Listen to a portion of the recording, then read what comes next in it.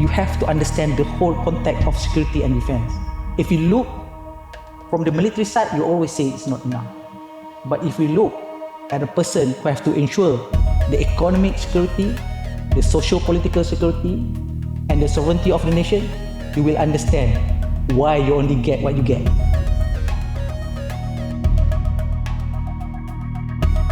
You are listening to UC3P's The Forum. With me, your host, Lutfi Hakim Ariff. We are joined today by Brigadier General Zaiham A.B. Halim from the Royal Malaysian Army. General Zaiham is currently studying at the U.S. Army War College in Pennsylvania, and we are very glad to have him here to have him explain a little bit about how Malaysia views defense and maybe just give us a little bit more context about how we should think about ASEAN defense, how regional security, especially in this current age where there's a lot of general power. It's not much of a hot power struggle, but there's a lot of competing great powers going against each other. And what does that mean for smaller nations, for middle powers like Malaysia and other countries in ASEAN? Sure. So welcome, General. Thank you very much. Thank you for inviting me here. It's a long way from Pennsylvania. Thank you for making the trip. Yeah. I'm also joined by Azri Asyraf, MPP 2024, who has kindly agreed to spend some time with us to enrich and enliven our conversation a little bit. To begin with, we would like to understand how Malaysia thinks about defense in general. Because I know there's also there's been white papers, there's been a lot of conversation in the news about defense issues across the board. Some are more security related, some are more operational, and others that are more governance related. But before we dive into the details, maybe we'll just, if you could just set us up and give us the context of where Malaysia lies on the defense spectrum. Right. Okay, before I understand more about how Malaysia sees security, I always take a look at a certain point of time, and we cannot do that. To understand how Malaysia sees security, we cannot take at this point of time. We have to look into our history. We have to look from being colonized by the British till now. Then only we can see and we can understand at the War College we call that strategic empathy. So you have to really understand from where it starts. And I was lucky enough that I was back in Malaysia last month. I had an interview with Tun Mahathir. It's part of my research. I had an interview with Tun Mahathir. Former Prime Minister Tun Mahathir. Former Prime Minister Tun Mahathir. And then he's still very sharp. He is and I asked him why do we see security in a certain way? And we cannot see security just in terms of defense. Like Malaysia defines security as comprehensive security. It's political security, it's social security, economic security. You have to put that all in one basket. Then only you can understand how the government decides which policy to do what. So that is how we should look into how Malaysia sees security.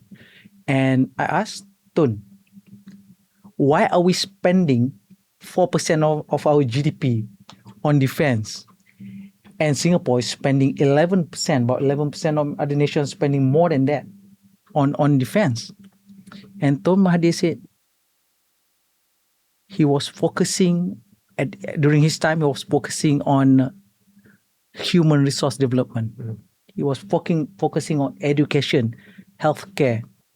I asked him, don't you think that defense is crucial at that time? And then he said, he did not think that Malaysia gonna go to war. The only threat that we had after World War II is when the US withdrew from Vietnam. Because of the domino effect, we were afraid that the communists spill over into Malaysia, because we were fighting communist insurgency up till 1989.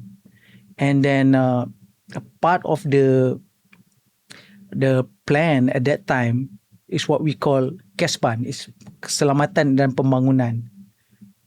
To have security you need to develop the country.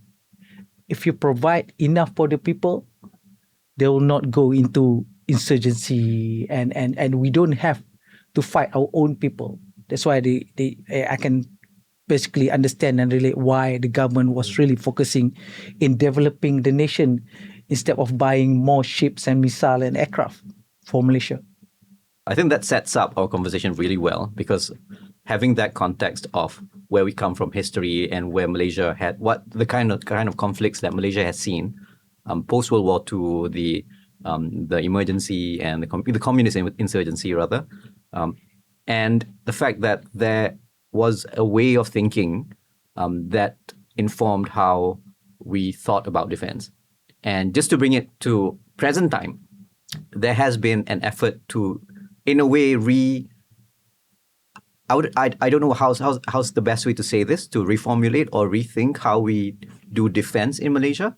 And we'll go into that issue of how much of our government coffers goes Okay. into actual spending. But maybe, again, could you just give us a little bit of context of the current thinkings in Malaysia's defense community, especially with reference to the now not so recent defense white paper, and how that will impact the way we think about defense in Malaysia.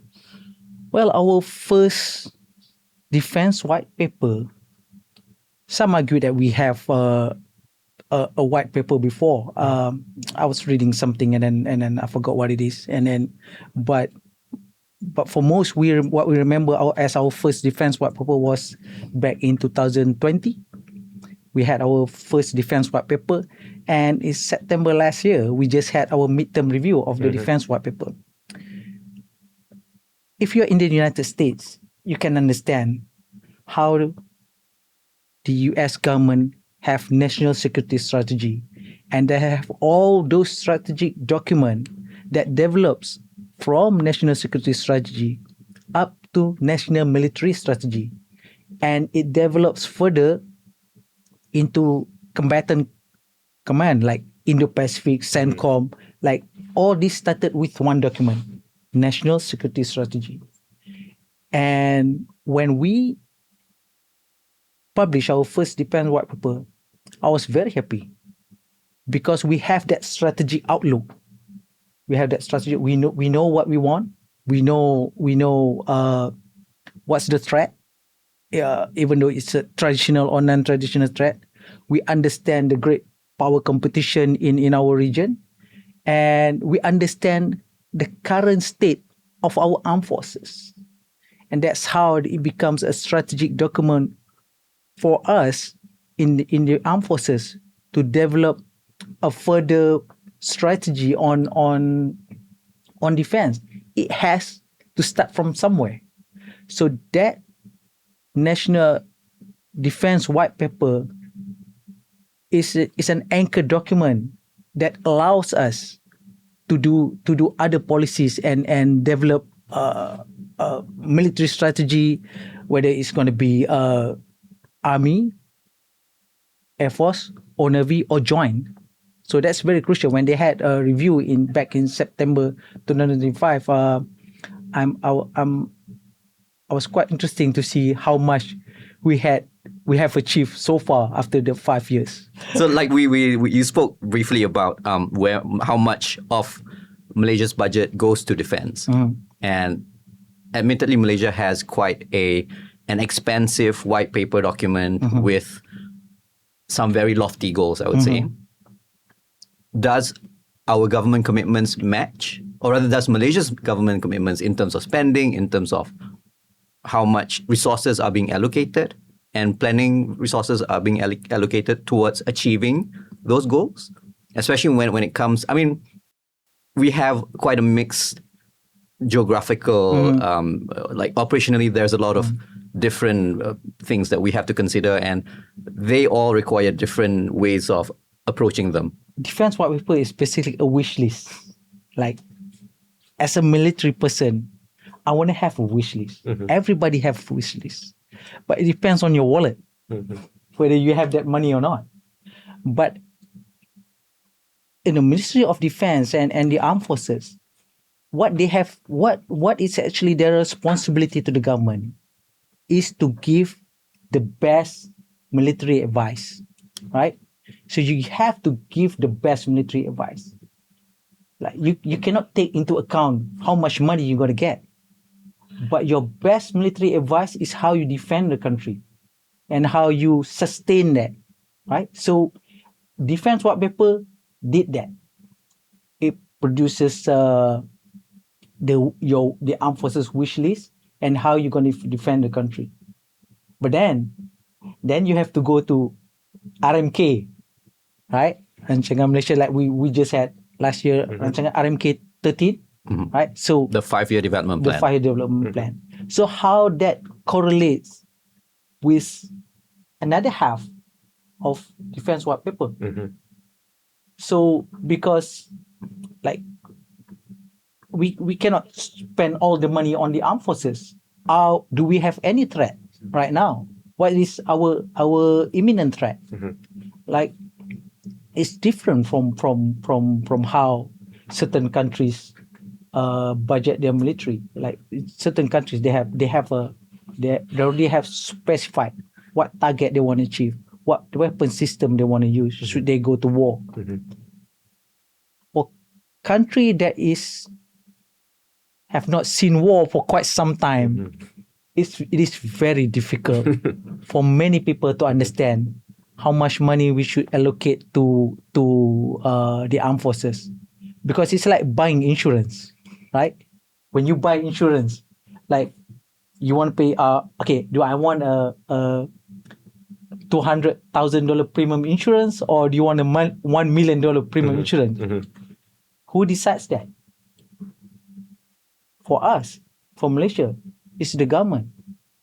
When they evaluate the threat and the best military advice that the armed forces or the Ministry of Defense and the Defense White Paper has produced, and the government will decide what is the current priority at that moment in the next 5 years. Do we need to ensure our economic security? If you see, not all the money have to go to the armed forces. When you talk about economic security, we have this non-traditional threat in South China Sea.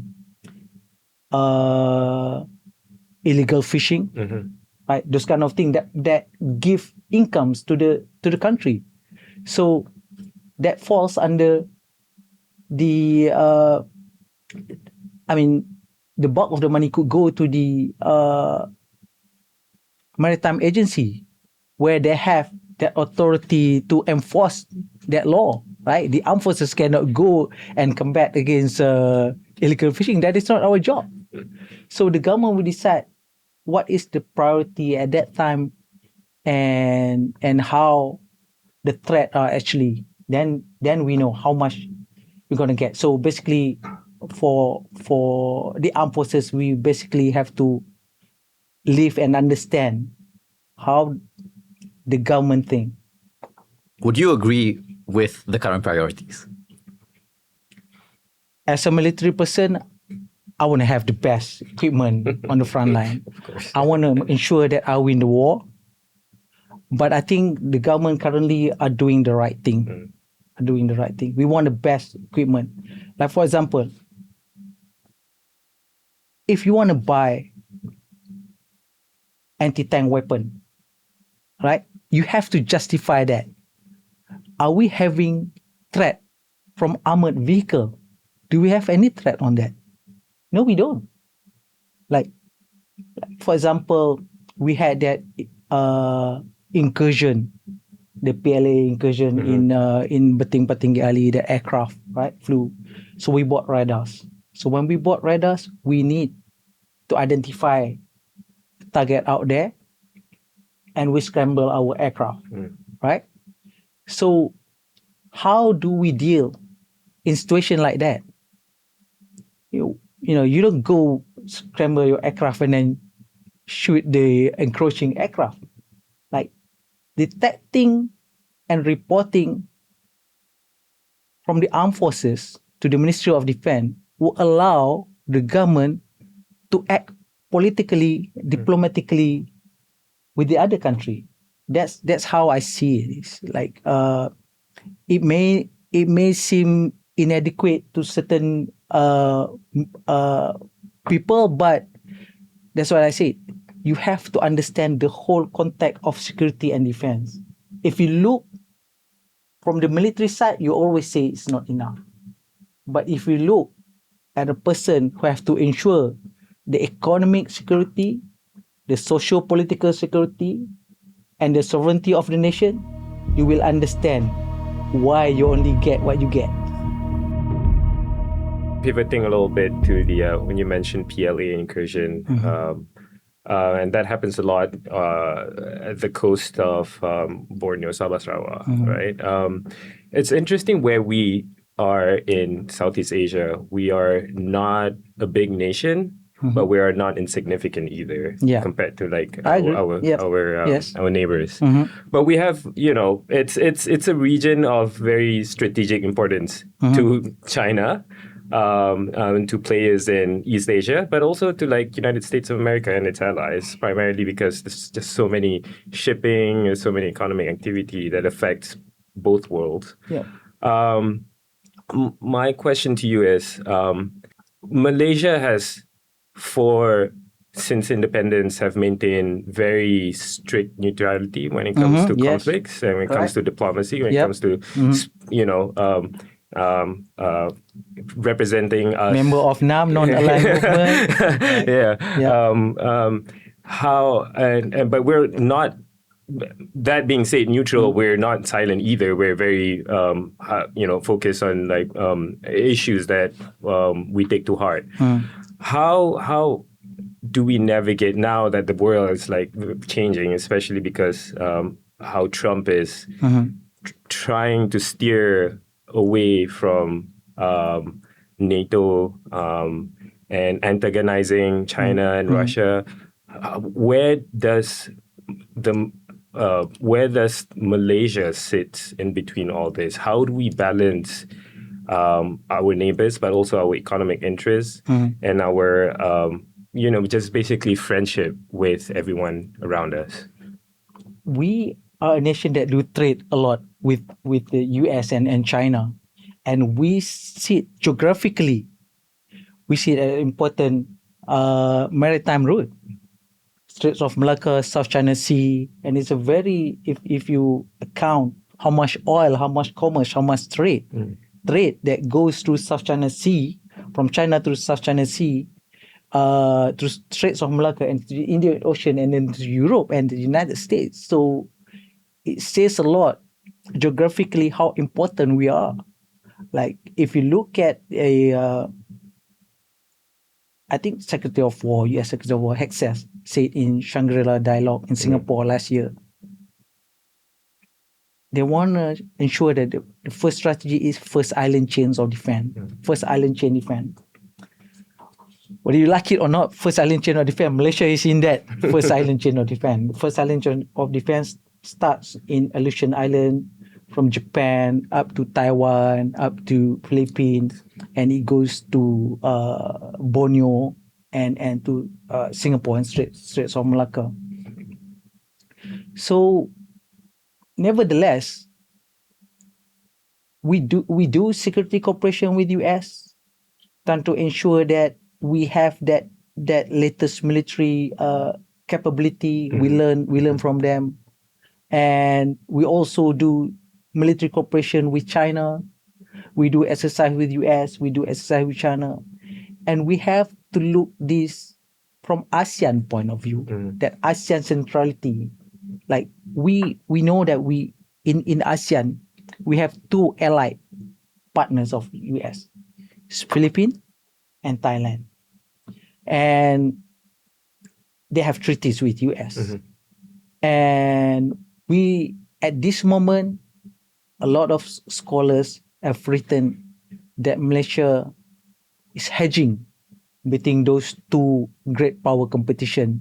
So we are being friend to both, but we want to probably take advantage of both sides, but in ensuring that neither party take advantage of us. So that's how we approach this matter by hedging between those two great powers, and by doing that diplomatically, we save that a lot of investment in military equipment because we are a nation that is capable to do that.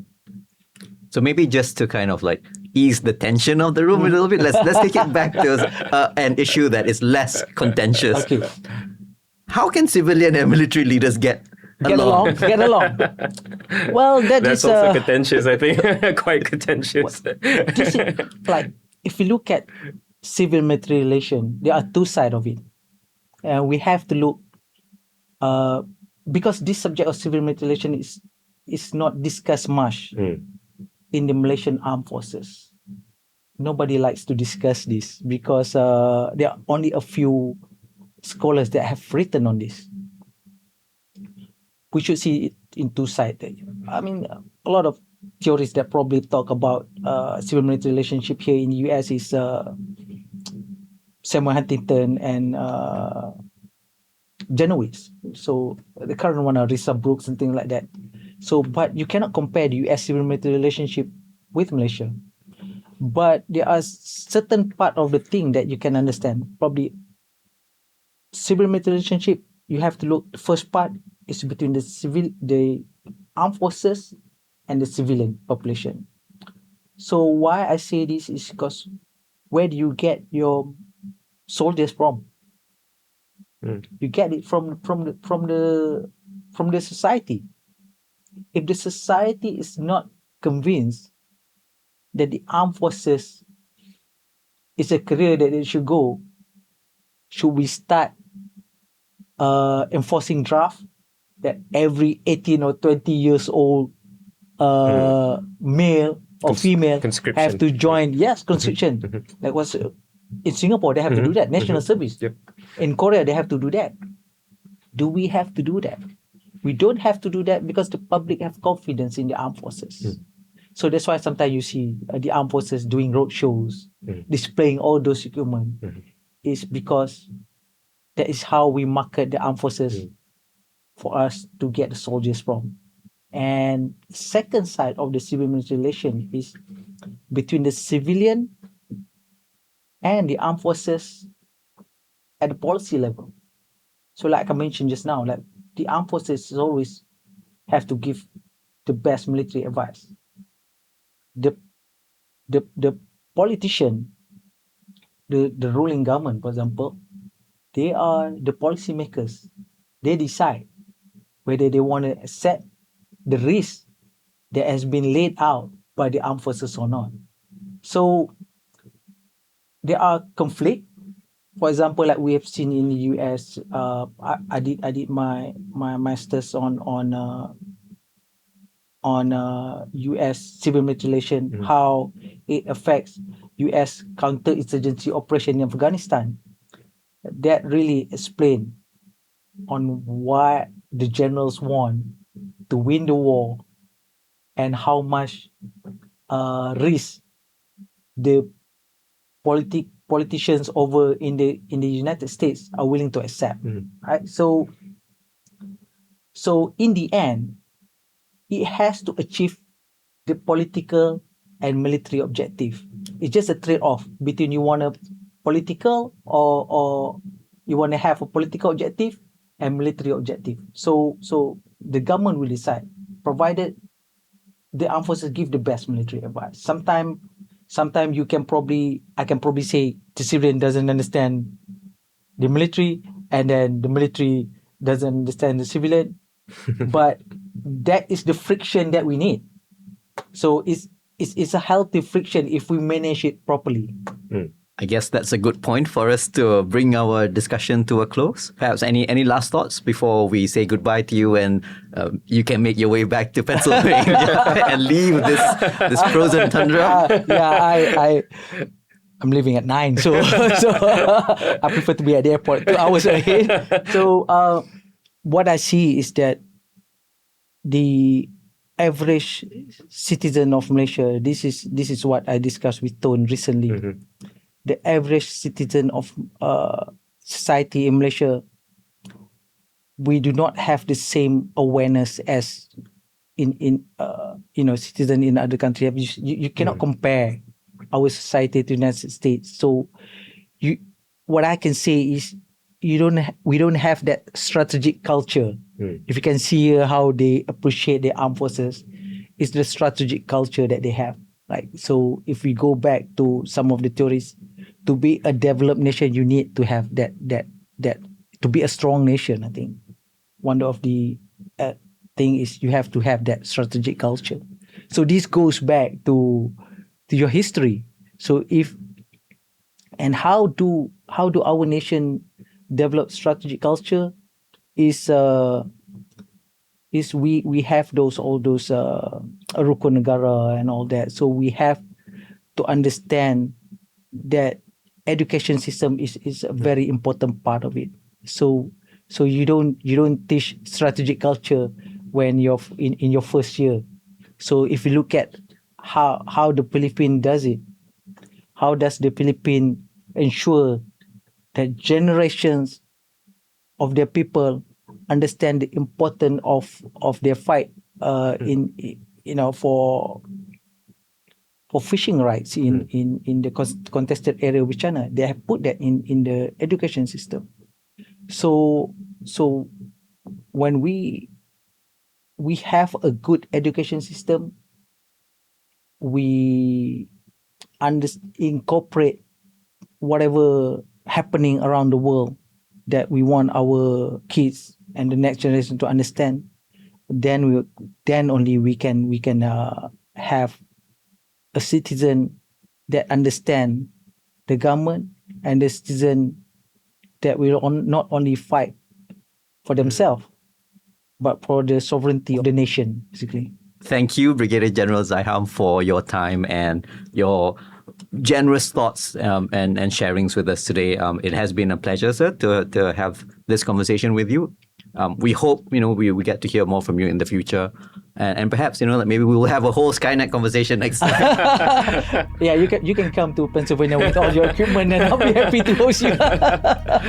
All right, and thank you, Azri, as well, for being here and helping out with this interview. And that's all for now. This is Lutfi, Hakim, Ariff. You are listening to UC3P, The Forum. Till next time.